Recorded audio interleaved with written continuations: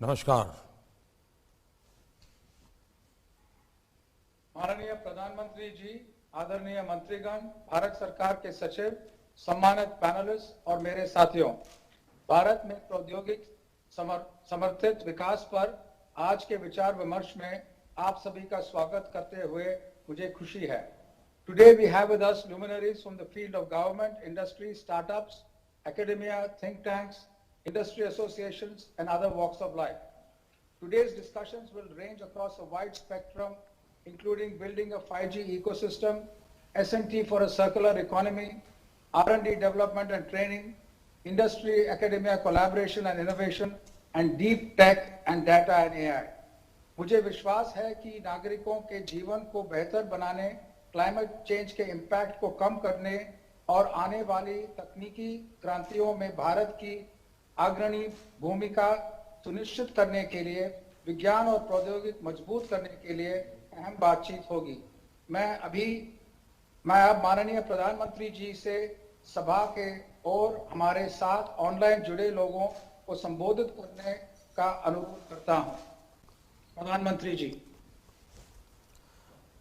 नमस्कार। आप सबको पता है कि हमने पिछले 2 वर्ष से एक नई परंपरा शुरू की है।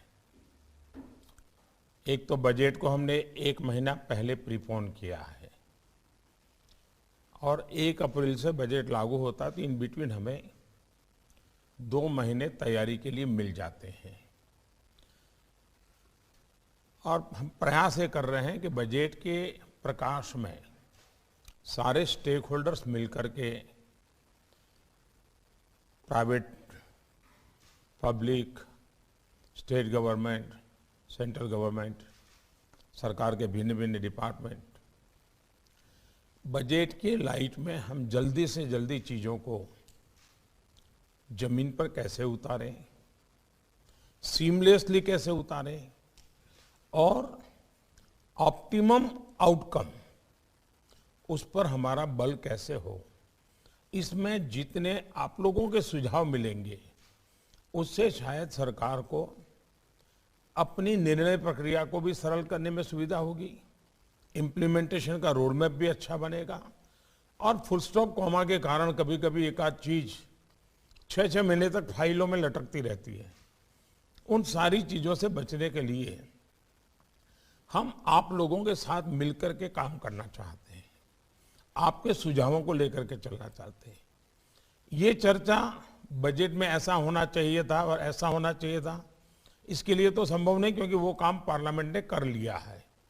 लेकिन जो कुछ भी है उसका अच्छे से अच्छा फायदा जनता तक कैसे पहुंचे, देश को कैसे मिले और हम सब मिलकर के कैसे काम करें, इस हेतु से हमारी ये चर्चा है।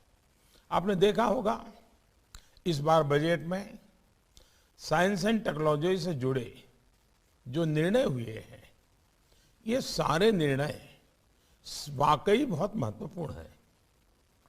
बजट की घोषणाओं का इम्प्लीमेंटेशन भी उतनी ही तेजी से हो, ये वेबिनार इस दिशा में एक कोलैबोरेटिव एफर्ट है।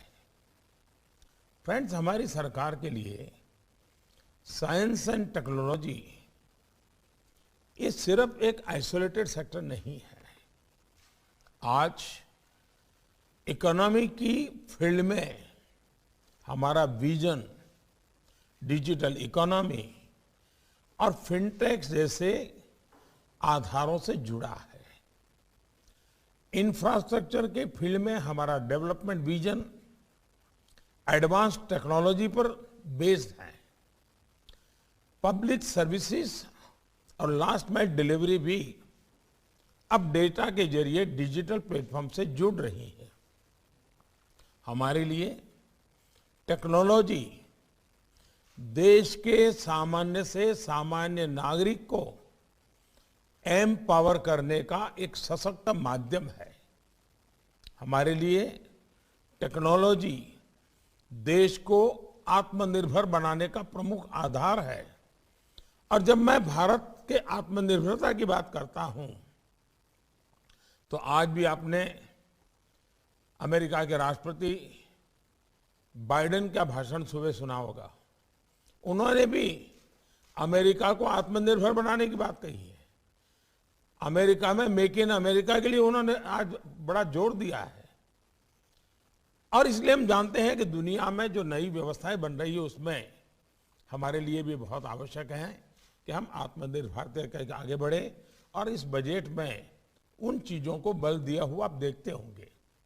फ्रेंड्स, इस बार हमारे बजट में सनराइज सेक्टर्स पर खास जोर दिया गया है।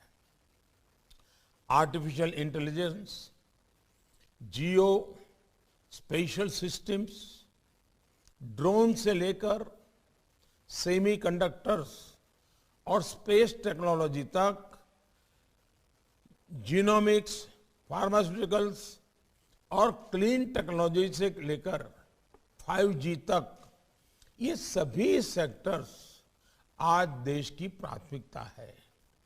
बजट में सनराइज सेक्टर्स के लिए थीमेटिक्स फंड को भी प्रमोट करने की बात कही गई है। आप जानते हैं कि बजट में इसी साल 5G स्पेक्ट्रम के ऑक्शन को लेकर बहुत स्पष्ट रोड मैप बताया गया है। देश में स्ट्रॉन्ग 5G इकोसिस्टम ने इसे जुड़ी हुई डिजाइन लेड मैन्युफैक्चरिंग के लिए भी बजट में PLI स्कीम्स प्रपोज की गई है। मैं अपने प्राइवेट सेक्टर को विशेष तौर पर आग्रह करूंगा कि इन फैसलों से जो नई संभावनाएं बन रही है उस पर डिटेल्ड डिस्कशंस आप लोग जरूर करें और कॉन्क्रीट सुझावों के साथ हम एक सामूहिक प्रयास से आगे बढ़े। साथियों, कहा जाता है कि science is universal but technology must be local. Science के सिद्धांतों से हम परिचित हैं, लेकिन टेक्नोलॉजी का उसका ज्यादा से ज्यादा इस्तेमाल ईज ऑफ लिविंग, इसके लिए कैसे करें, हमें इस पर भी जोर देना होगा। आज हम तेजी से घरों का निर्माण कर रहे हैं। रेल, रोड, एयरवे, वाटरवे और ऑप्टिकल फाइबर भी अभूतपूर्व निवेश हो रहा है। इसमें और गति लाने के लिए PM गति शक्ति के विजन के साथ हम आगे बढ़ रहे हैं। इस विजन को टेक्नोलॉजी से निरंतर कैसे मदद मिल सकती है, इस पर हमें काम करना होगा। आपको पता है कि हाउसिंग सेक्टर में देश के 6 बड़े लाइट हाउस प्रोजेक्ट्स पर काम किया जा रहा है। घरों के निर्माण में हम आधुनिक टेक्नोलॉजी को जोड़ रहे हैं। हम टेक्नोलॉजी के माध्यम से इसकी गति और कैसे तेज कर सकते हैं, इसे और विस्तार दे सकते हैं, इस पर भी आप सबका सहयोग हमें चाहिए, सक्रिय योगदान चाहिए और इनोवेटिव आइडियाज के साथ चाहिए। आज मेडिकल साइंस हम देख रहे हैं, मेडिकल साइंस भी करीब करीब टेक्नोलॉजी ड्रिवन हो गया है। अब ज्यादा से ज्यादा मेडिकल इक्विपमेंट्स का निर्माण भारत में हो और भारत की आवश्यकताओं को ध्यान में रख के हो, उसमें टेक्नोलॉजी की कैसे मदद ली जा सकती है, इस और भी हम सबको मिलकर के ध्यान देना है और शायद आप ज्यादा अच्छा उसमें कंट्रीब्यूशन कर सकते हैं।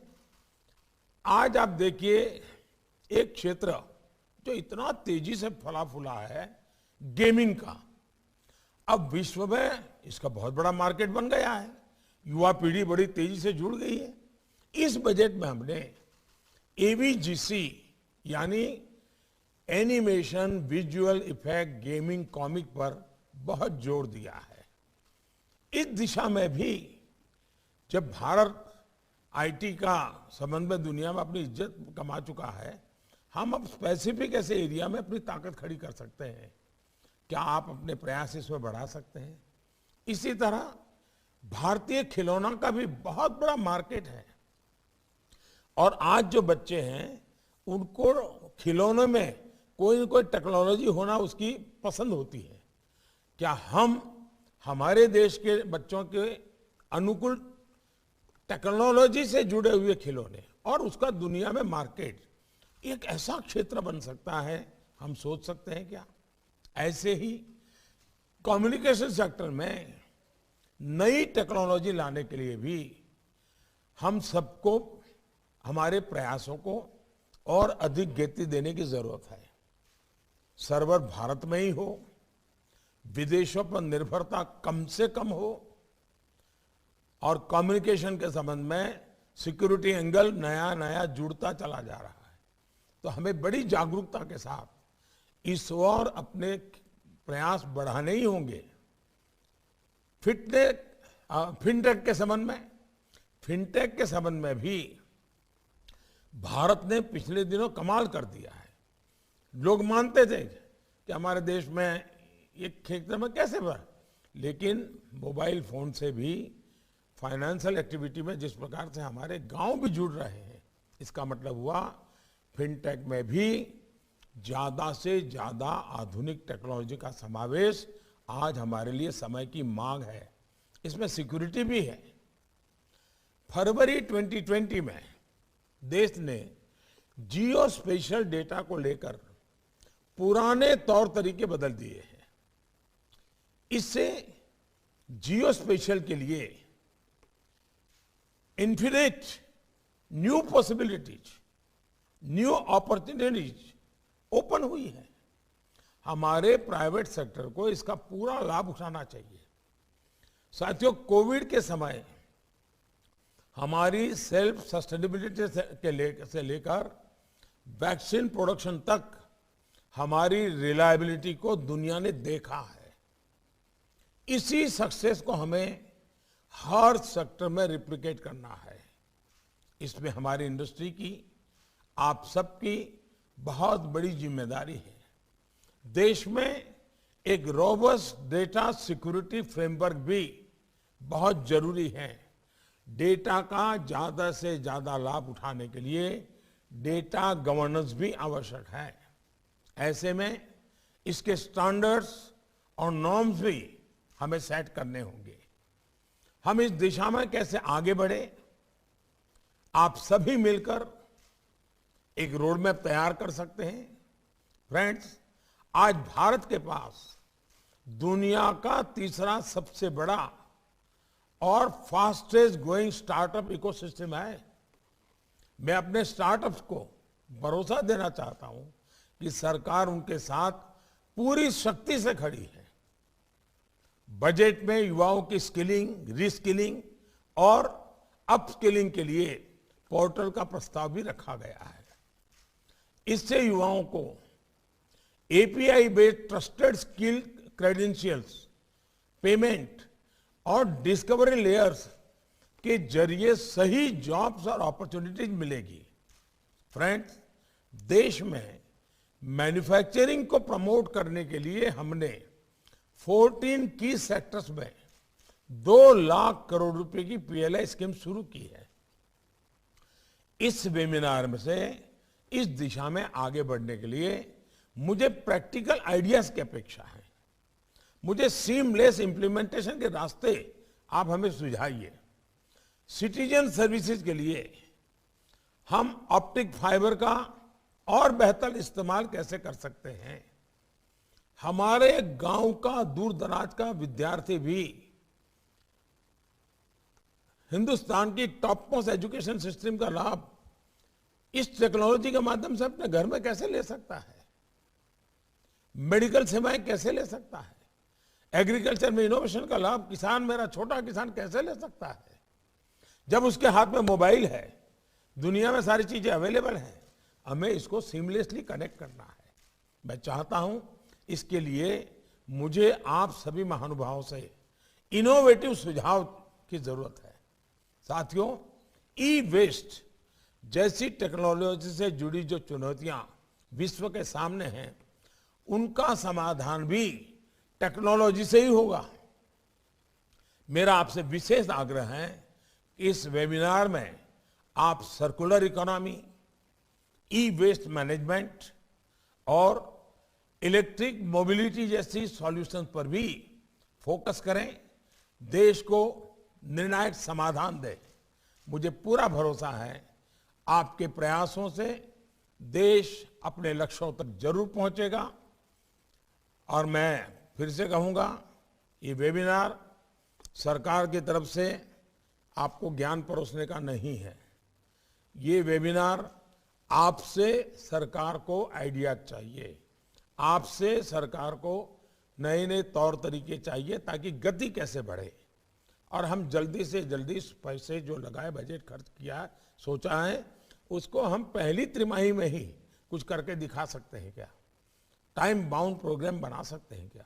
मुझे विश्वास है आप इस फील्ड में हैं, आपको हर बारीकियों का पता है, कहाँ कठिनाइयां हैं उसका पता है, क्या करने से अच्छे तरीके से हो सकता है, तेज गति से हो सकता है, आपको सब पता है। हम मिलकर बैठ करके इसको आगे बढ़ाना चाहते हैं। मैं आपको इस वेबिनार के लिए बहुत बहुत शुभकामनाएं देता हूं। धन्यवाद।